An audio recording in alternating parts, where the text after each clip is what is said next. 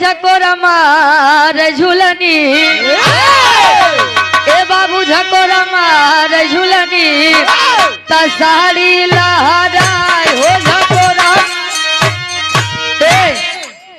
झकोरा मारे झुलनी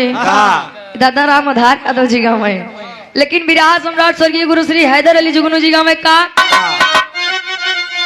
भैया अरे घुसुरी गवा बरधार आज के जमाने में तो बरधा रेल भा भैया के करे खेते मोलियाई जहाँ कुछ हेता पता नहीं बा कहा है ए बाबू घुसुरी गवा बरधार तसरी आए मझारी घुसुरी गवा श्री हैदर अली जुगनू जी देखा काका बाती के बुरा मत मनिए लेकिन पहले के लोग बिरहा सुनई जात रहे अब वाले बिरहा देखे बिरहा देखे के मतलब गवैया कोने क्वालिटी बा का खूबी बा। आज के गवैया जितना ही नाच ले जितना ही कूद ले जितना बढ़िया हल्ला मचाई ले उजान ला कलाकार या जवन कलाकार बेचारा शांत स्वभाव से सोचे गाय के बगल हो जाई अरे मारा राजू का गावत आए का गावत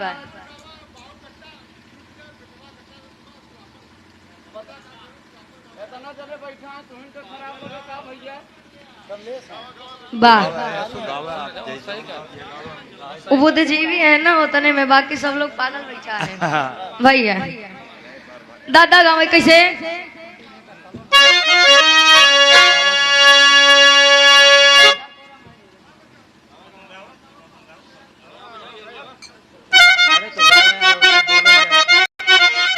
कहे झकोरा मार झुलनी ए बाबू झकोरा मार झुलनी त साड़ी लहराए हो झकोरा झकोरा मारे झुलनी दादा राम आधार यादव जी गाँव में। लेकिन बिरहा सम्राट स्वर्गीय गुरु श्री हैदर अली जुगनू जी गाँव में का भैया अरे घुसुरी गवा बरधार आज के जमाने में तो बरधा रेल भा भैया के करे खेते मोलियाई जहाँ कुछ हेता पता नहीं बा कहा है ए बाबू घुसुरी गवा बरधार तसरी आए मझारी घुसुरी गवा एक लाइन और का अरे गजब की हूँ बहिनी ए रमीना दीदी हैदर अली गुरु जी गाँव में कहे गजब की हूँ बहिनी छीनी ना भाता ये सब गाँव है इंटरटेनमेंट खातिर तनी से बदल रहा है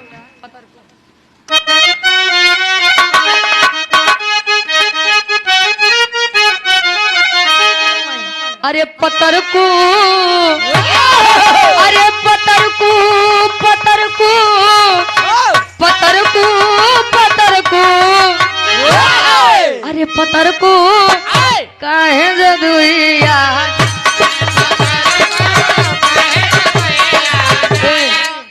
अरे जिते जियते जिंदगिया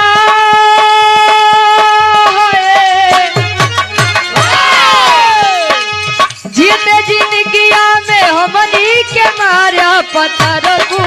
काहे जदुइया। इतने में जब लाल जी लहरी गुरु जी खड़ा हो जाए लाल जी लहरी गुरु जी हड्डी पे कबड्डी खेले खड़ा हुए काहे लवंडे ए लवंडे फूंक दूंगा भस्म हो जाओगे। आई एम लाल जी लहरी भैया जब खड़ा हुए का हैदर दिखाई स्पेशल हम तोहरे खातिर देते का